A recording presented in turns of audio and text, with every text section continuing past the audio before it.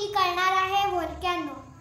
मी food colour घेतलाय, vinegar घेतलाय, baking सोडा घेतलाय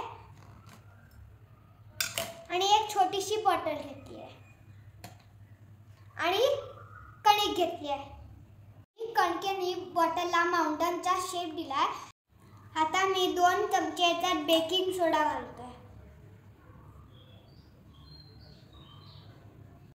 आणि मी एक थोडीशी चिमूटभर फूड कलर।